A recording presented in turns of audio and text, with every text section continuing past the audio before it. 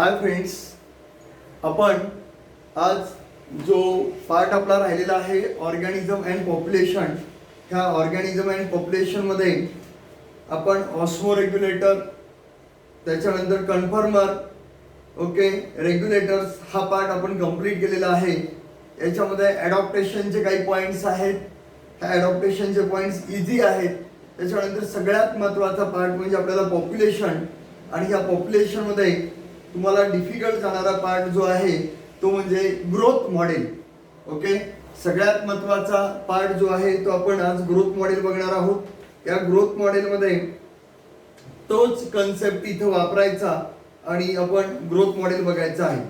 ह्या growth model आणि population interaction या दोन गोष्टीवरती जास्तीत जास्त MCQ तुम्हाला विचारले जातात. तर या ग्रोथ मॉडेल विषयी आज आपण बघणार आहोत. बघा, ग्रोथ मॉडेल विषयी आपण आज जरा चर्चा करूया. ग्रोथ मॉडेलच्या रिलेटेड काय दिलेलं आहे. ओके, ग्रोथ मॉडेल असं दिलेलं आहे. आता या ग्रोथ मॉडेल्स मध्ये बघा, तुम्हाला त्यांनी दिलेलं आहे एक एक्सपोनेन्शियल ग्रोथ आहे का, आणि दुसरं दिलेलं आहे लॉजिस्टिक ग्रोथ. अशा दोन टाईपच्या तुम्हाला ग्रोथ दिलेल्या आहेत. एक एक्सपोनेन्शियल ग्रोथ आणि एक लॉजिस्टिक ग्रोथ. बरोबर आहे का? बघा, एक एक्सपोनेन्शियल ग्रोथ आणि एक लॉजिस्टिक ग्रोथ या दोन टाईपच्या ग्रोथ आहेत. आणि या दोन टाईपच्या ग्रोथ पुन्हा आपण ग्रोथ मॉडेल हा जो टॉपिक आहे हा तुमच्या स्टेट बोर्डचं बुक तुम्ही रीड केलेलं आहे. या स्टेट बोर्डच्या बुकमध्ये सुद्धा तुम्हाला ग्रोथ मॉडेल दिलेले आहेत. एक बेसिक चार्ट आपण लक्षात ठेवायचा आहे. मी पुन्हा सांगतो. ओके, ग्राफच्या रिलेटेड वाय ऍक्सिस आणि एक्स ऍक्सिस. ओके, वाय ऍक्सिसला काय दिलेलं आहे, एक्स ऍक्सिसला काय दिलेलं आहे. ओके, याच्यामध्ये दोनच ग्रोथ कर्व असतात. एक असतो तो म्हणजे एस शेप्ड कर्व, ओके, आणि जे शेप्ड कर्व.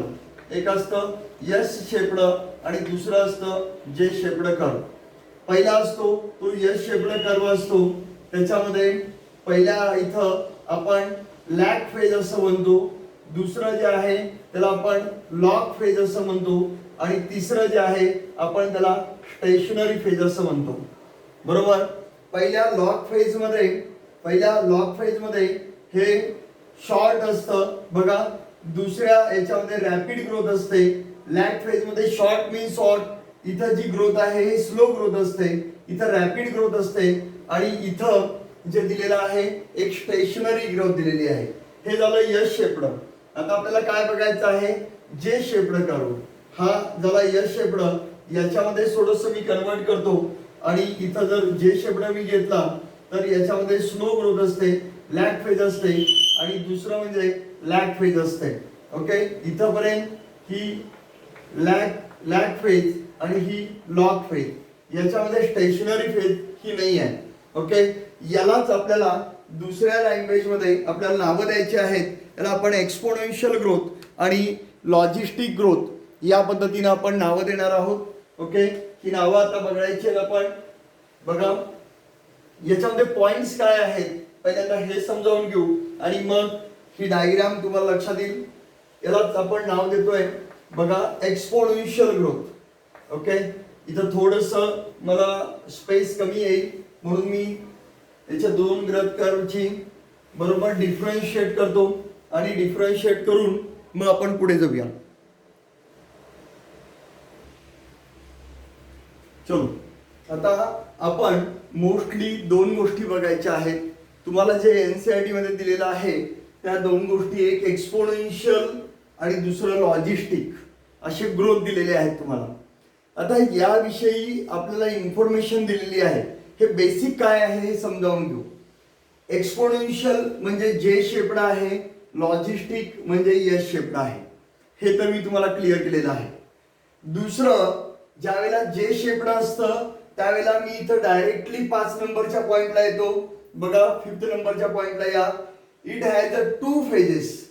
पहिलं फक्त लॅग आणि लॉग, असे फक्त दोनच फेजेस आहेत, लॅग आणि लॉग. It has 2 phases. कशामध्ये? जे मध्ये. बघा ना, एक पहिल्यांदा सुरुवात होते लॅग आणि लॉग, फिनिश. याच्यामध्ये मात्र सिग्मॉइड मध्ये it has 3 phases. Lag slowly, log rapidly आणि पुन्हा स्टेशनरी म्हणजे स्टेडी स्टेट. ओके, हे अगदी कॉमन असतं वाईल्ड लाईफ मध्ये कॉमन असतं. हे फक्त it occurs in a few organism, फक्त ठराविक ऑर्गॅनिझम्स मध्येच आहे. अल्गल ब्लूम मध्ये आहे. Okay, algal blooms. Exponential growth, इथं रिसोर्सेस अबंडंट असतात. Resources are abundant. इथं रिसोर्सेस मात्र लिमिटेड असतात. हा सगळ्यात महत्वाचा पॉइंट आहे.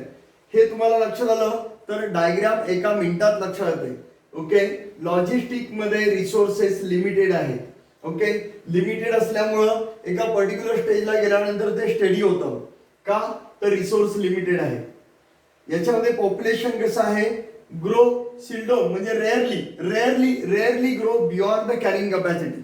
एक कॅरिंग कॅपॅसिटी असते. जसं आपण पाठीमागच्या डायग्राम मध्ये के बघितलं होतं, के कॅरिंग कॅपॅसिटी. ओके, के बघितलं होतं रेग्युलेटरच्या इथं, बरोबर आहे का के. ओके, ती जी कॅरिंग कॅपॅसिटी आहे इकोसिस्टीमची, याच्या पलीकडं सिल्डो म्हणजे rarely, population rarely grow beyond the carrying capacity. Carrying कॅपॅसिटीच्या अगदी रेअरली जातं, त्याच्या पलीकडे ते जात नाही. ओके, मात्र इथं याच्यामध्ये अबंडंट आहे, रिसोर्सेस मोठ्या प्रमाणात आहे, त्यामुळे त्याच्या कॅरिंग कॅपॅसिटीच्या पलीकडे जातं.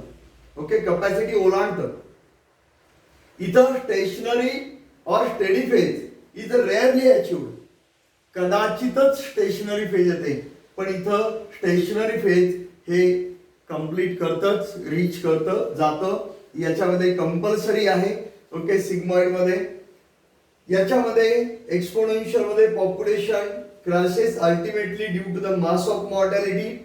पॉप्युलेशन रेअरली क्रॅश करतं, कारण माहिती आहे तुम्हाला इथं कसं आहे, लिमिटेड रिसोर्सेस आहे. एक लॅग फेज, लॉग फेज आणि एक स्टेशनरी फेज. ओके, हे पॉइंट्स जर तुमच्या लक्षात आलेले असले, बघा पटकन हे पॉइंट जर तुमच्या लक्षात आलेले असेल तर आपल्याला 2 मिनिटांमध्ये एक डायग्राम लक्षात येते. Figure number 13.5.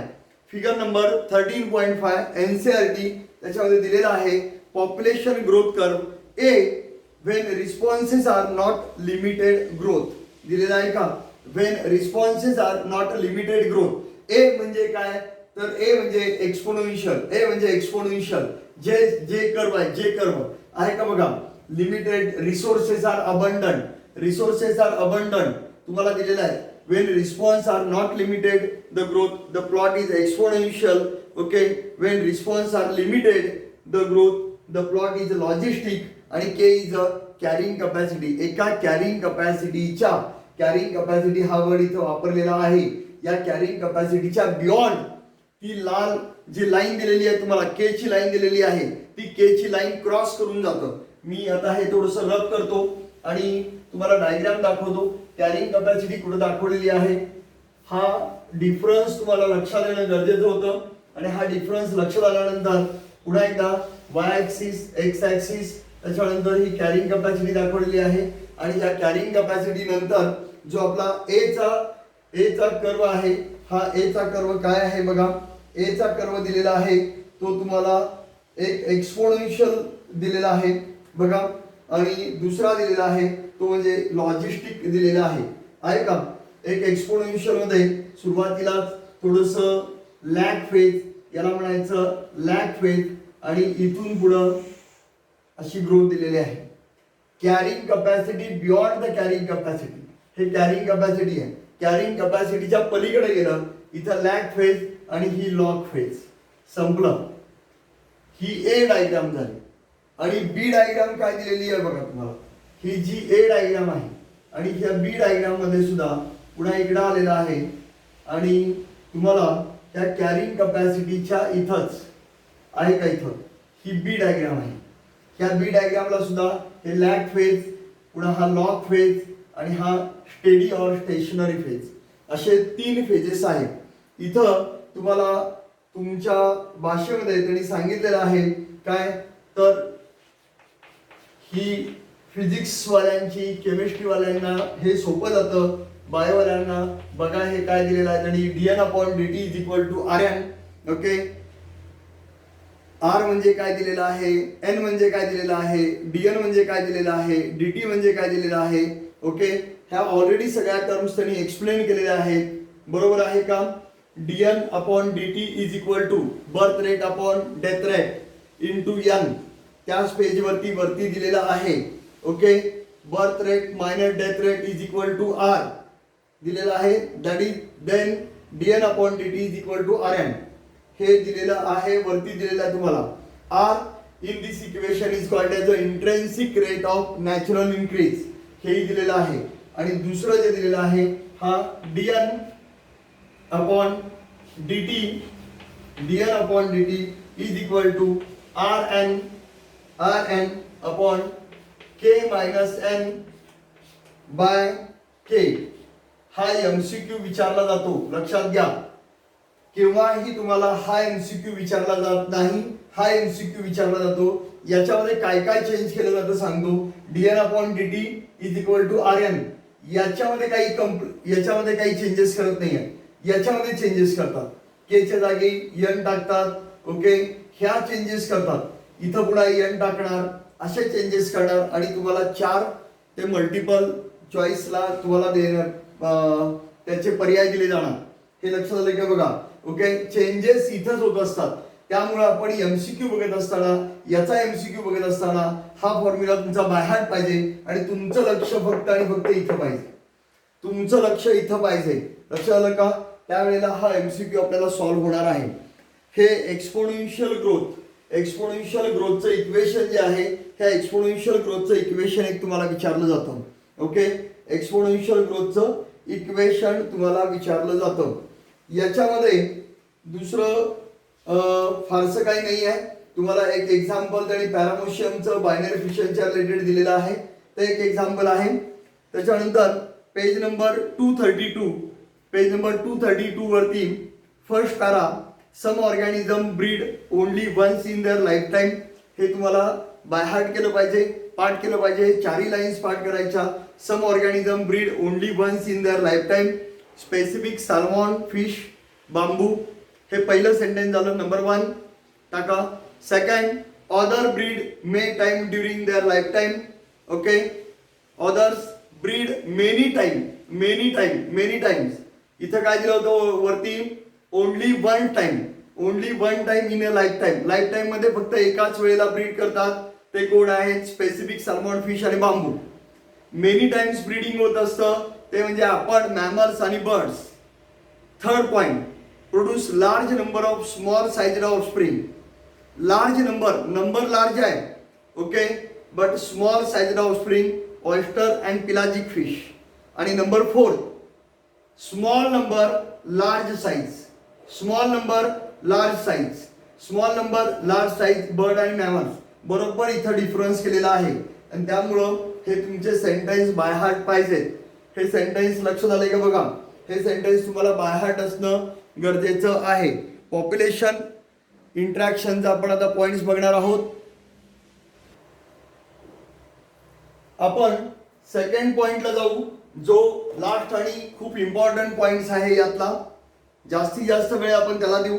13.2.4 पॉप्युलेशन इंटरॅक्शन्स आहे का बघा.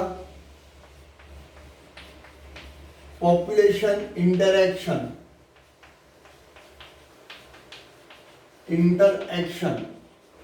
हा, याच्यामध्ये तुम्हाला एनसीईआरटी मध्ये आलात की एनसीईआरटी मध्ये तुम्हाला दिलेला आहे जो चार्ट दिलाय 13.1.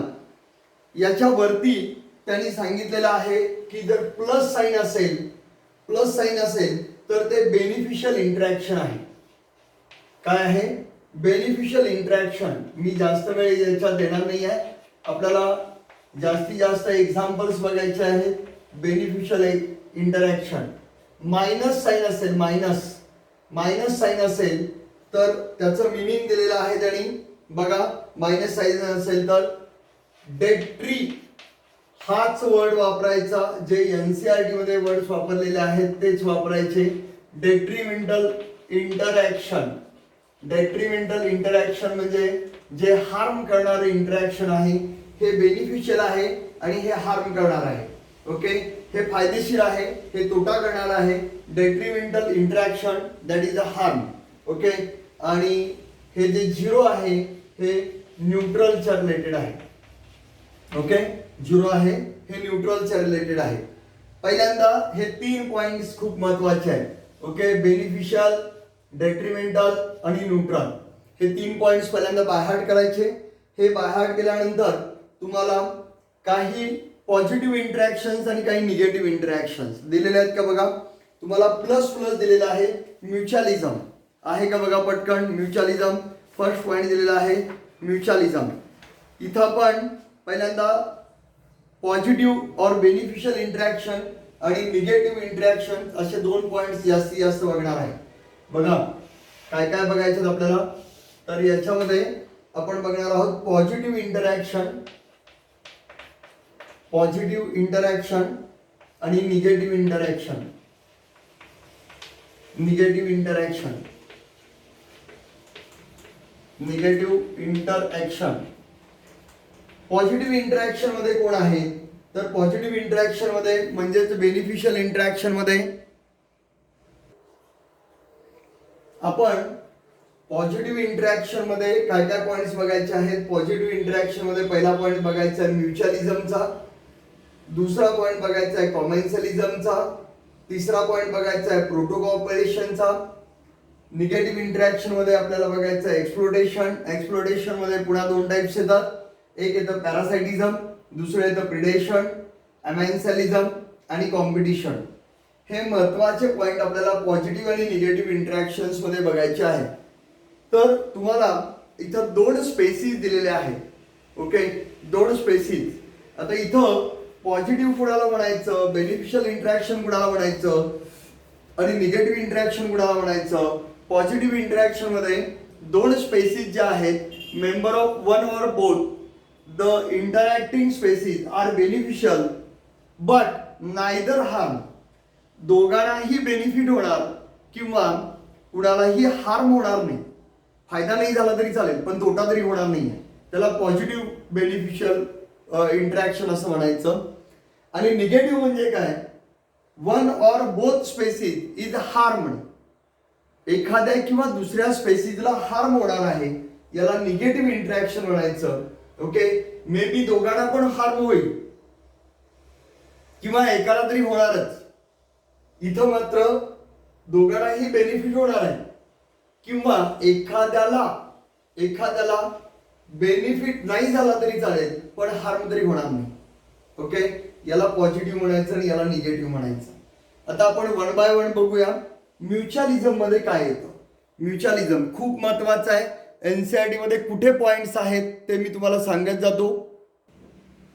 चलो, आता आपल्याला हे एक्झाम्पल जे आहेत हे म्युच्युअलिझमचे एक्झाम्पल्स आपल्याला बघायचे आहेत. हे एक्झाम्पल्स मी सगळे आपल्या एनसीईआरटीच्या बुकमध्ये जेवढे रेफरन्सेस आलेले आहेत तेवढे काढलेले आहेत. म्युच्युअलिझम मध्ये दोघांनाही बेनिफिट आहे म्हणून प्लस प्लस साइन दिलेले आहे. याला सिम्बायोसिस म्हटलं जातं. ओके, म्हणजे आपण म्युच्युअली अंडरस्टँडिंग म्हणतो, दोघांनाही फायदा होणार आहे. यालाच को इव्हॅल्युएशन आहे, को एक्झिस्टन्स आहे, को एक्सटेन्शन आहे.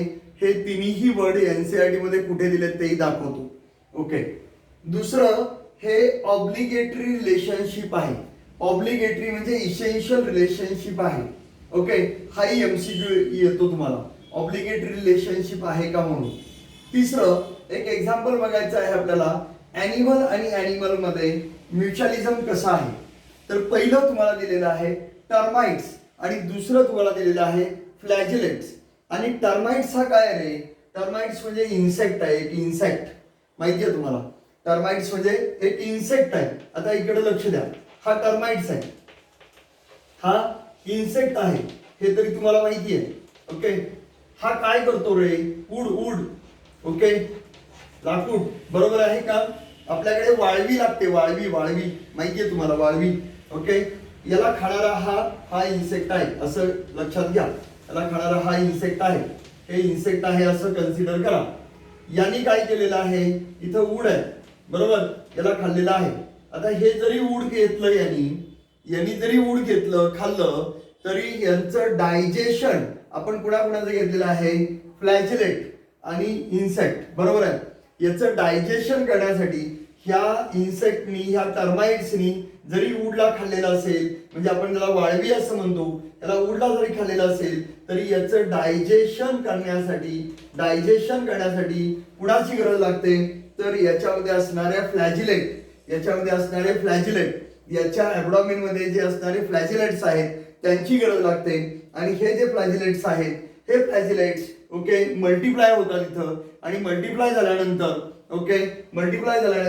त्याच्या ॲनल रिजन मधून, ॲनस मधून हे मल्टिप्लाय झालेले हे कोण फ्लॅजिलेट्स आहेत, हे फ्लॅजिलेट्स बाहेर पडतात. ओके, हे फ्लॅजिलेट्स बाहेर पडत असतात, लक्षात घ्या. आता हे फ्लॅजिलेट्सनी काय केलं, यांनी खाल्लेलं जे ऊड होतं, ओके ते यांनी सुद्धा घेतलं, म्हणजे हे फ्लॅजिलेट याच्यावरती सर्वाइव्ह झाले आणि त्याच्यामुळे याचं डायजेशन झालं. ओके, याला बेनिफिट झाला. आणि हे सगळं हे फ्लॅजिलेट असल्यामुळे याला बेनिफिट पण झाला. आणि हे जे फ्लॅजिलेट आहे यांचं रिप्रोडक्शन झाल्यानंतर हे ॲनल थ्रू बाहेर पडले आणि ह्याच फ्लॅजिलेटला खाण्याचं सुद्धा काम, ओके एक्स्ट्रा झालेले फ्लॅजिलेट असतात त्यांना खाण्याचं काम सुद्धा टर्माइट्स करतात. आणि त्यामुळे हे दोघंही एकमेकांच्यावरती टोटली डिपेंड आहे. ओके, हे एक एक्झाम्पल विचारलं जातं म्हणून मी मुद्दाम घेतलेलं आहे टर्माइट्स आणि फ्लॅजिलेटचं एक्झाम्पल्स. ओके, तुम्ही याच्या फिगर्स बघितलात की तुमच्या पटकन लक्षात येईल. दुसरं, प्लांट आणि ॲनिमल यांच्यामध्ये युका प्लांट आणि प्रोनोबा इन्सेक्ट. ओके, याच्या नावातच त्यांनी दिलेलं आहे प्रोनोबा इन्सेक्ट आहे, म्हणजे हा इन्सेक्ट म्हणजे तुम्हाला एवढं तरी माहिती आहे हा मॉथ आहे. ओके, आणि युका प्लांट म्हणजे काय, जे आपण हर्ब श्रब्स वगैरे म्हणतो ते. आता हे तुम्हाला रेफरन्स कुठे दिलेला आहे, तर तुम्ही म्हणाल की सर हा रेफरन्स एनसीईआरटी मध्ये नाही आहे, तर एनसीईआरटी मध्ये पेज नंबर 30 वरती जायचं आहे. ओके, एनसीईआरटी मध्ये पेज नंबर 30 वरती गेलात की पेज नंबर 30 वरती तुम्हाला एक रेफरन्स दिलेला आहे. पेज नंबर 30 काढलात, त्या पेज नंबर 30 मध्ये under the heading of agent of पॉलिनेशनच्या हेडिंग मध्ये पेज नंबर 30 मध्ये लास्ट पॅरा आहे. In some species floral reward are providing the safe place for laying the eggs. Okay, floral reward providing the safe place for laying okay lay eggs. For example is that tallest flower of Amorphophilus, the flower itself is 6 feet in height. हा पण MCQ विचारला जाईल. दुसरं, a similar relationship exists between the species of the moths, म्हणजे moth species, हे प्रोनोबा insect moth. okay, and plant of yucca आहे का, where the both species moths and plant can't complete their life cycle without each other. हे एकमेकांच्या शिवाय life cycle complete करू शकत नाही. यांच्याकडून काय मिळणार आहे, हा इन्सेक्ट कडून पॉलिनेशन होणार आहे आणि ह्याला काय मिळणार आहे, एग लेइंगची साईट मिळणार आहे. ओके, तिथे दिलेलं आहे moth deposit its eggs in the locules of the ovary and the flower. In turn it get pollinated by the moths. Larvae of the moths come out of the eggs as the seeds starts developing. इथपर्यंतचा हा भाग लक्षात आला का बघा, म्हणजे तुम्हाला इथं हा रेफरन्स आहे पेज नंबर 30 वरती. ओके, हे तर एक्झाम्पल अगदी फेमस एक्झाम्पल आहे अल्गे आणि फंगायचं, लायकेन्स ऑर लिचन्स, हे एक्झाम्पल तुम्हाला माहिती आहे. त्याच्यानंतर फिग ट्री अँड वॅस्प, हे एक्झाम्पल काढा पटकन. हे एक्झाम्पल आपल्याला डायग्राम बेस्ट पैकी दिलेली आहे पेज नंबर 273. या 273 वरती इथं तुम्हाला डायग्राम दिलेली आहे. 273 वरती डायग्राम कुठे आहे बघा. ओके, 273 वरती डायग्राम दिलेली आहे. Figure number 13.6 mutual relationship between the fig tree and wasp आहे का. वॅस्प हे तर अगदी फेमस आहे. वॅस्प म्हणजे वॅस्प और वेस्पा, फिग ट्री, अंजीर ट्री माहिती आहे आपल्याला. वॅस्प मीन्स वेस्पा. ओके, आता याला वेस्पा असं का म्हणलेलं, वेस्पा गाडी बघितली का तुम्ही, वेस्पा गाडी. ओके, त्याचा शेप कसा आहे बघा. वॅस्प म्हणजे काय, तर वॅस्प हे काय आहे, हे इन्सेक्ट आहे. पण हे इन्सेक्ट कसलं आहे, हायमिनोपेट्रा आहे. कसला आहे, हायमिनोपेट्रा तुम्हाला मुद्दाम लिहून देतो, आपल्याला रेफरन्स आहे म्हणून लिहून देतो इथं, तुम्हाला माहिती असावं आहे. हायमिनोपेट्रा म्हणजे काय? हायमिनोपेट्रा म्हणजे neither bee, okay, neither bee, okay, nor ant. धड अँड पण नाही आहे, धड बी पण नाही आहे, ओके. त्याला आपण वेस्पा म्हणतो. म्हणजे वेस्पाचा शेप बघा, वॅस्प कसं असतं. आता हे धड हनी बी पण नाही, म्हणजे बी पण नाही आहे आणि अँड पण नाही आहे, असं स्ट्रक्चर असणारं वॅस्प आणि फिग ट्री यांच्यामध्ये पण असंच रिलेशन आहे. तुम्हाला दिलेलं आहे की पहिल्या डायग्राम मध्ये mutual relationship between the fig tree and wasp दिलेलं आहे का? आणि त्याच्यामध्ये fig flower is pollinated by the wasp, okay. Fig flower is pollinated by the wasp आणि wasp lay eggs in a fig fruits. Same relation आहे, same. जसं आपण युका प्लांटला बघितलं तसंच रिलेशन इथं आहे. हे जे आहेत हे वॅस्प आहेत, हे काय करतात? एग्ज लेइंग करतात, ओके. सुरक्षित ठिकाणी अंडी घालायचं काम करत असतात या फिग ट्री मध्ये, बरोबर. आणि ज्या वेळेला ते एग्ज लेइंग करत असतात त्यावेळेला हे पॉलिनेशन करतात. दोघांनाही बेनिफिट आहे, ऑब्लिगेट रिलेशनशिप आहे. आणि सगळ्यात महत्त्वाचं एक्झाम्पल तुम्हाला बी आणि ऑर्चिड फ्लावरचं एक्झाम्पल हे खूप महत्त्वाचं आहे. हेही एक्झाम्पल अगदी सोपं आहे. बघा याच्यामध्ये एक्झाम्पल बघत असताना आपण आणखी एक पॉइंट्स बघायचा आहे तुम्हाला. पेज नंबर 237 वरती आणखी एक गोष्ट दिलेली आहे, को इव्हॉल्युशन म्हणून. शेवटच्या एक 7-8 लाईन्स आहेत बघा तिथं. को इव्हॉल्युशन म्हणून एक plant and animal interaction often involve the coevolution असा एक वर्ड दिलेला आहे तुम्हाला, आहे का? म्हणून मी म्हटलं की तुम्हाला को इव्हॉल्युशन हे यातलेच वर्ड्स आहेत, ओके. त्याच्यानंतर पुढे आपण जाऊया. तर तुम्हाला एक एक्झाम्पल दिलं त्यांनी ऑर्चिडचं. हे ऑर्चिडचं एक्झाम्पल पण अगदी सोपं आहे. ऑर्चिडचं एक्झाम्पल काय आहे तो पार्ट मी तुम्हाला सांगतो. ऑर्चिड्समध्ये फक्त वर्ड्स कुठले तुम्हाला डिफिकल्ट वाटतात ते मी तुम्हाला सांगतो. आता ऑर्चिड्स म्हणजे पण माहिती आहे तुम्हाला. Orchids that is a flowering plant आहे, ओके. ऑर्चिड्स फ्लॉवरिंग प्लांट्स, बरोबर आहे. बी अँड बंबल बीज दिलंय का? बी आणि बंबल बीज म्हणून एनसीईआरटी मध्ये एक वर्ड आहे का बघा? बीज अँड बंबल बीज. द इन्सेक्ट ब्रॅकेट मध्ये दिलंय बीज आणि बंबल बीज. म्हणजे काय? त्याच्या फॅमिलीज, बीजची फॅमिलीज, ओके. आता बीजची फॅमिली आणि ऑर्चिड फ्लावर्स यांच्यामध्ये रिलेशन दिलेलं आहे. इन मेडिटेरियन ऑर्चिड्स दिलंय का बघा? इन मेडिटेरियन म्हणजे अगदी मराठीमध्ये जर तुम्ही गेलात तर भूमध्य प्रदेश, एवढं लक्षात ठेवा. हा वर्ड काही गरजेचा नाही आहे. मेडिटेरियन ऑर्चिड्स हा वर्ड जो दिलेला आहे याच्यामध्ये हा फक्त एवढाच लक्षात ठेवा. मेडिटेरियन ऑर्चिड्स, मेडिटेरियन म्हणजे भूमध्य प्रदेश. ऑर्चिड ऑर्फस एम्प्लॉयड सेक्शुअल डेसिट हा एक शब्द दिलेला आहे.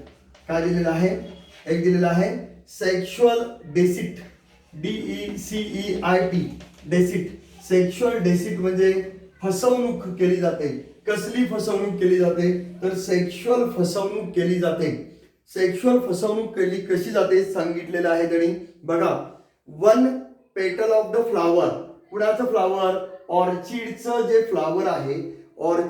फ्लावर आहे, त्यातलं एक पेटल, त्या फ्लावरचं एक पेटल म्हणजे एक पाकळी अगदी, ही कुणासारखी दिसते? रिझेम्बलन्स ऑफ द